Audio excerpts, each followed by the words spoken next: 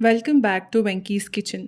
ಇವತ್ತು ನಾವು cheese Maggi ಹೇಗೆ ಮಾಡೋದು ನೋಡೋಣ ಬನ್ನಿ.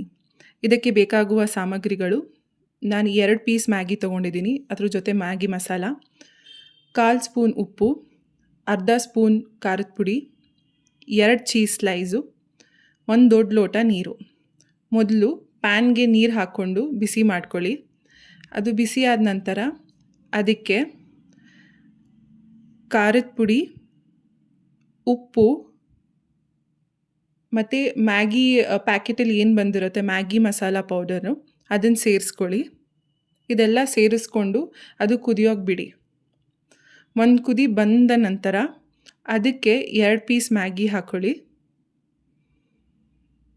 ನಿಮಗೆ ಮ್ಯಾಗಿ ಏನಾದರೂ ಸೂಪಿ ಥರ ಇರಬೇಕು ಅಂದರೆ ಸ್ವಲ್ಪ ನೀರು ಜಾಸ್ತಿ ಹಾಕ್ಕೊಳ್ಳಿ.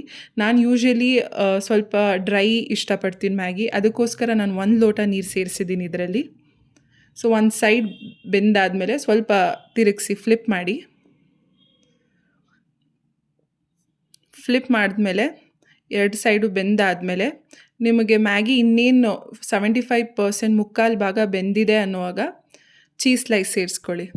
ನಾನಿಲ್ಲಿ ಚೀಸ್ ನಾರ್ಮಲಾಗಿ ಇರೋಕ್ಕೆ ಇಷ್ಟಪಡ್ತೀನಿ, ಸೊ ಹಂಗಾಗಿ 1 ಸ್ಲೈಸ್ ಹಾಕ್ಕೊಂಡಿದ್ದೀನಿ. ನಿಮಗೆ ತುಂಬ ಚೀಸಿಯಾಗಿರಬೇಕು ಫ್ಲೇವರು ಆ ಥರ ಅನಿಸಿದ್ರೆ ನೀವು ಇನ್ನೂ 1 ಸ್ಲೈಸ್ ಎಕ್ಸ್ಟ್ರಾ ಹಾಕೊಬೋದು. ಸೊ ನಾನಿಲ್ಲಿ 1 ಸ್ಲೈಸ್ ಸೇರಿಸ್ಕೊಂಡಿದ್ದೀನಿ ನನ್ನ ರುಚಿ ತಕ್ಕವಾಗಿ. ಸೊ ಸ್ಲೈಸ್ ಹಾಕಿದ್ಮೇಲೆ 1 ನಿಮಿಷ ಅಷ್ಟೇ ಸ್ಟಿರ್ ಮಾಡಿ, ಸೊ ದ್ಯಾಟ್ ಚೀಸ್ ಸ್ಲೈಸ್ ಎಲ್ಲ ಕಡೆ ಹರಡ್ಕೊಳ್ಳೋ ಹಾಗೆ. ಎಲ್ಲ ಆದ ನಂತರ ಒಂದು 2 ನಿಮಿಷ ಸಿಮ್ಮಲ್ಲಿ ಸ್ಟಿರ್ ಮಾಡಿ.